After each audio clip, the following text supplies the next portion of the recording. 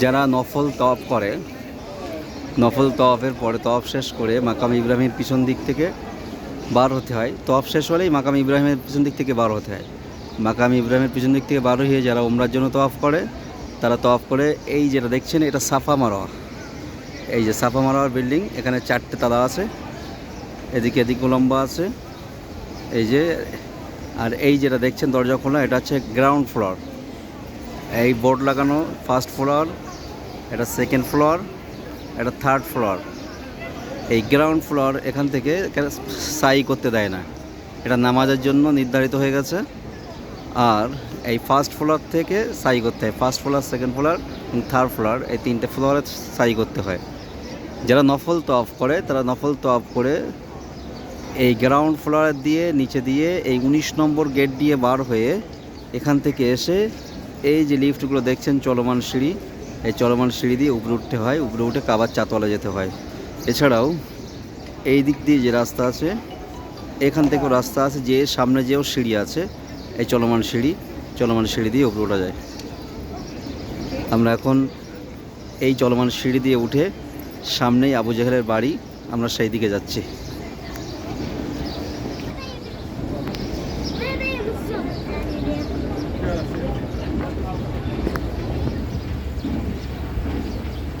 সিঁড়িটা অনেকটাই উঁচু, আমি মাঝখানে ক্যামেরা স্টপ রেখেছিলাম। এই যে রাস্তা দিয়ে যাচ্ছি আমরা, একটুখানি দেখেন এখান থেকে একটা টয়লেটকে আমি ক্যাচ করছি, এই যে লেখা আছে দেখেন টয়লেট, এটা হচ্ছে আবু জেহেলের বাড়ি টয়লেট। আমরা এখান থেকে এই রাস্তাগুলো অতিক্রম করে যাব। আমাদের এই সাইডে এটা সাফা মারা সাই করার যে জায়গাটা, সেটা আমাদের বাম হাতে। আর এর পিছনে এখানে চাতওয়াল আছে, এগুলোতে নামাজ হয়। যদিও এই বেড়া দেওয়া আছে, যেটা এই পাঁচিল দেওয়া আছে, এটা টেম্পোরারি পাঁচিল। এর ভিতরে মসজিদে যে কাজ হচ্ছে এখন, সেই কাজের সামানপত্র এর ভিতরে রাখা আছে, যার কারণে এগুলো এভাবে ঝাড়া আছে। ওই দেখেন, আপনারা দেখতে পাচ্ছেন সামনে ক্রেন দেখা যাচ্ছে অনেকগুলো, ওই সাইডে কাজ হচ্ছে, ফুলদম কাজ চলছে ওইদিকে। এখন মসজিদের হারাম শরীফের এরিয়াকে আরও বড় করছে। এতদিন পর্যন্ত হারাম শরীফে 40 লক্ষ মানুষ একসঙ্গে নামাজ পড়তে পারত, এবছর আরও বাড়াচ্ছে যাতে আরও কিছু মানুষ একসঙ্গে নামাজ আদায় করতে পারে। চলেন আমরা যাচ্ছি। আবু জেহেলের যে বাড়ি ছিল সেই জায়গাতে এখন টয়লেট আছে, বাথরুম আছে, সমস্ত হাজি সাহেবদের পেশাব পায়খানার জায়গা আছে। এখানে বাথরুম অনেকগুলো আছে, তো তার মধ্যে অন্যতম একটা এবং সবথেকে বড়, যেটা এই যে বিল্ডিংটা দেখা যাচ্ছে ওই লম্বা, এই বিল্ডিংটা টোটালটা বাথরুম। এর এই পাশটা যেটা আমার ক্যামেরা ধরছি, এই জায়গাটা মহিলাদের জন্য, আর এখান থেকে এইগুলো পুরুষদের জন্য। এই অংশটা, এই জায়গাতে আবু জেহেলের বাড়ি ছিল। আমরা এই আবু জেহেলের বাড়ির তলা দিয়ে যে এই যে গলিটা দেখা যাচ্ছে, এখান থেকে যে ওই পাশে যাওয়া যায়, যে ওই পাশে আবার দেখাবো ইনশাল্লাহ। আমরা একদম আবু জেহেলের বাড়ির টয়লেটের সামনে চলে এসেছি। এখন যে সাইডটা, এই সাইডটা মহিলাদের বাথরুম ছিল, কিন্তু ওর ভিতরে কাজ চলছে, নতুনত্ব বা সংস্কার করছে, যার কারণে এখন ওর বন্ধ আছে। এই যে প্লাস্টিকের এগুলো দেখছেন, এই প্লাস্টিক দিয়ে এগুলো ঘিরে রেখেছে। ওই সাইড দিয়ে মহিলারা ঢুকছে, ঢুকে এর ভেতরে এই সাইডটা পুরুষদের যেগুলো ছিল এটা দুটো ভাগ করে অর্ধেক মহিলাদের দিয়েছে, অর্ধেক পুরুষদের জন্য ব্যবহার চলছে এখন। যেহেতু মহিলাদের যেগুলো সেগুলো সংস্কার চলছে। এই যে আমরা ভিতরে ঢুকছি, আপনারা দেখছেন আমরা ভিতরে প্রবেশ করছি।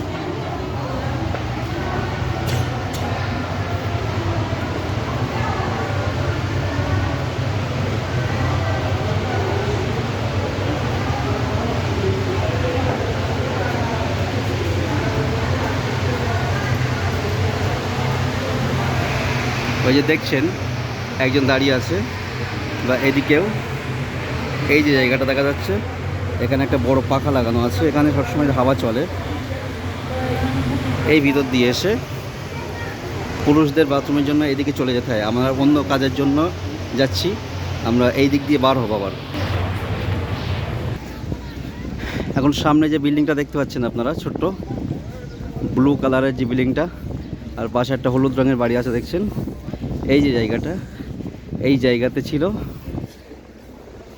মুহাম্মদ রসুল্লাহ সাল্লাল্লাহু আলাইহি ওয়াসাল্লাম ইবনে আবদুল্লাহ বাড়ি। তো আমার আপনার রসুল পেয়ারা হাবিব সাল্লাল্লাহু আলাইহি ওয়াসাল্লামের জন্মস্থান। এই জায়গাতেই তেনার জন্ম হয়েছিল, তিনি জন্মগ্রহণ করেছিলেন। এখন এই জায়গাতে একটা মাকতাব তৈরি আছে, গ্রন্থগার আছে ওই জায়গাগুলোতে। ওই যে হলুদ টাইপের কালার বিল্ডিংটা দেখা যাচ্ছে, এই যে আমি জুম করলাম, এই বিল্ডিংটা, এই জায়গাতে রসুলের জায়গা ছিল। ওই লাইব্রেরিতে ঢোকার জন্য এখান থেকে ঢুকতে হয়, সবসময় ঢুকতে দেয় না, এখন ক্লোজ করা আছে, বন্ধ করা আছে। আপনারা দেখছেন জোহরের নামাজের সময় কাছাকাছি হয়ে গেছে, আর মাত্র 40 মিনিটের মধ্যেই জোহরের নামাজ হবে। 40 মিনিট বা 1 ঘন্টা আগে থেকে, 1.5 ঘন্টা আগে থেকে মানুষ নামাজ পড়ার জন্য মসজিদে হারামের দিকে এভাবে দলবদ্ধভাবে বা সারিবদ্ধভাবে মসজিদে হারামের দিকে রওনা দেয়।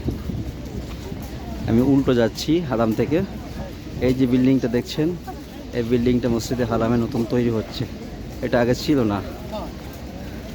আমি গত বছর যখন এসেছিলাম তখন এই বিল্ডিংটা ছিল না, এই বিল্ডিংটা একদম নতুন তৈরি হয়েছে।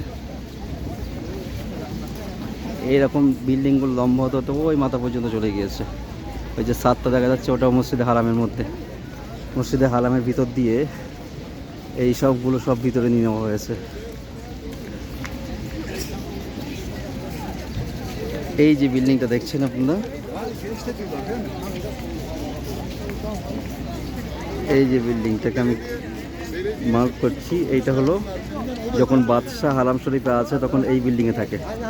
আর ওর ওই সাইডে এই যে বিল্ডিংগুলো মাঝখানে আছে, এই যে বড় করছি, ওর পাশ বরাবর বিল্ডিংগুলো আড়ে আড়ে দেখা যাচ্ছে। এই বিল্ডিংগুলোতে মসজিদে হারামের ইমাম সাহেবরা থাকেন যখন এখানে আসেন, বা কারো ফ্যামিলি নিয়ে, পরিবার নিয়ে থাকেন। এর পাশে যেটা দেখা যাচ্ছে, যেটাকে ওয়াচ টাওয়ার বলা হয়, এই যে সেটা, এটা 1090 ফুট লম্বা, প্রায় 1100 ফুট উঁচু এই বিল্ডিংটা। এই বিল্ডিংটা মক্কার প্রায় 30-40 কিলোমিটার দূর থেকে দেখা যায়।